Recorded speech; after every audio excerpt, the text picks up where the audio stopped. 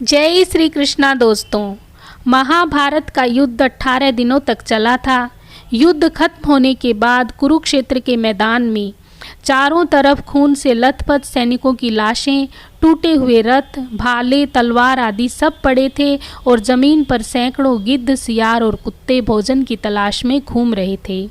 और उन्हीं के बीच बाणों की सैया पर भीष्म पितामह लेटे हुए थे। भीष्म पितामह को ये बाण युद्ध करते समय अर्जुन ने मारे थे। भीष्म पितामह अर्जुन से महान योद्धा थे, लेकिन फिर भी अर्जुन ने उनके शरीर को अनगिनत बाणों से भेद दिया था।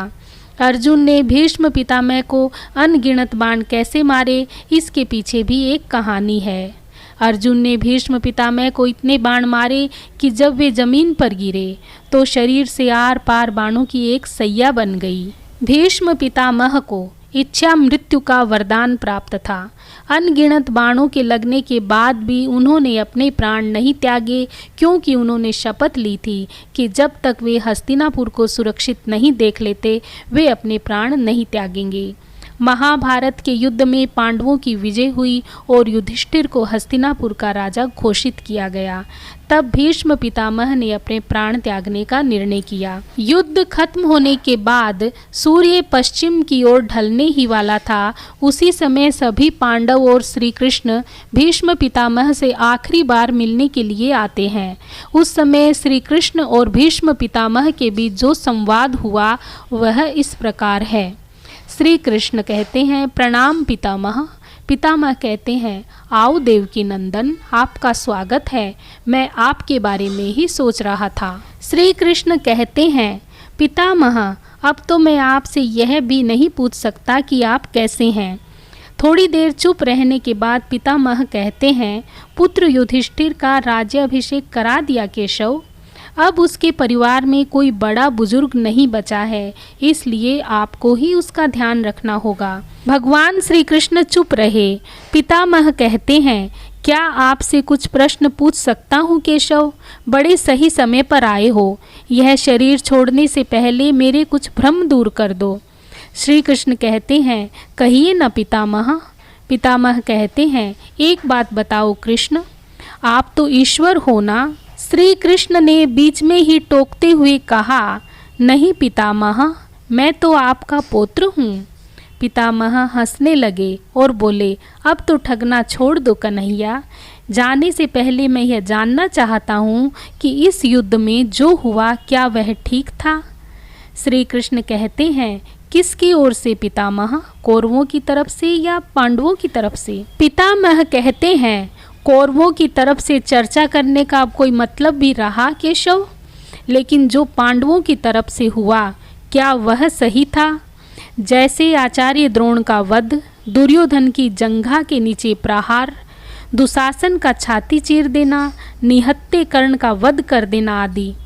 श्री कृष्ण कहते हैं, इसका उत्तर मैं कैसे दे सकता हूँ पितामह? इसका उत्तर तो उन्हें देना चाहिए जिन्होंने यह किया है, मतलब पांडवों को इसका उत्तर देना चाहिए। मैं तो इस युद्ध में कहीं था ही नहीं। पितामह, विश्व भले ही यह समझता रहे कि महाभारत को अर्जुन और भीम ने जीता है, लेकिन मैं जानता हूँ कि यह जीत आपकी है। मैं तो उत्तर आपसे ही पूछूंगा। तब श्री कृष्ण कहते हैं, अगर आप मुझसे ही जानना चाहते हैं तो सुनिए पितामह, कुछ बुरा नहीं हुआ, वही हुआ जो होना चाहिए। पितामह कहते हैं, यह आप क्या कह रहे हो कृष्ण? मर्यादा पुरुषोत्तम राम का अवतार कृष्ण ऐसा कह रहा है? युद्ध में छल करना तो हमारे संस्कारों में कहीं नहीं था, फिर यह उचित कैसे हो गया? श्री कृष्ण कहते हैं, शिक्षा इतिहास से ली जाती है, लेकिन निर्णय वर्तमान के आधार पर लिया जाता है। राम त्रेता युग के नायक थे। उस समय रावण जैसा खलनायक भी शिव भक्त था और धर्म का महाज्ञानी था, इसलिए श्री राम ने उनके साथ छल नहीं किया।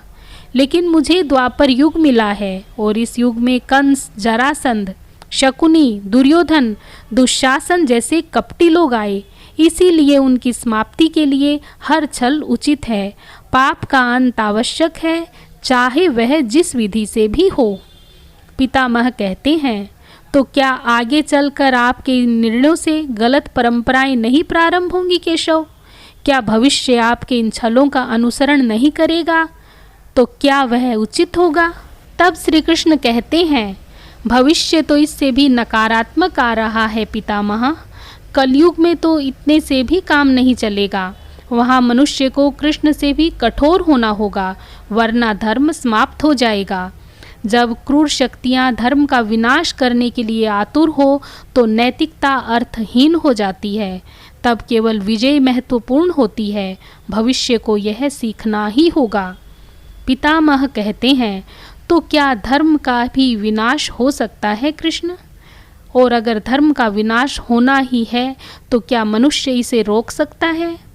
श्री कृष्ण कहते हैं, सब कुछ ईश्वर के भरोसे छोड़कर बैठना भी मूर्खता है। ईश्वर स्वयं कुछ नहीं करता, सब कुछ मनुष्य को ही करना होता है।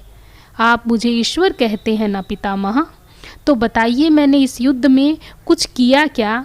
सब पांडवों को ही करना पड़ा। यह प्रकृति का नियम है। श्री कृष्ण के जवाबों से भीष्म पितामह अब संतुष्ट दिखाई दे रहे थे और उनकी आंखें धीरे धीरे बंद हो रही थी। सूरज अब ढल गया था। जय श्री कृष्णा दोस्तों आपको आज का वीडियो कैसा लगा कमेंट बॉक्स में लिखकर ज़रूर बताइए। और यदि मेरे चैनल पर नए हैं तो प्लीज़ मेरे चैनल को सब्सक्राइब कर लीजिए। वीडियो को लाइक और शेयर भी कर दीजिए और बेल आइकन भी प्रेस कर दीजिए ताकि आने वाली सारी वीडियोज़ की नोटिफिकेशन आपको मिलती रहे। जय श्री कृष्णा, धन्यवाद।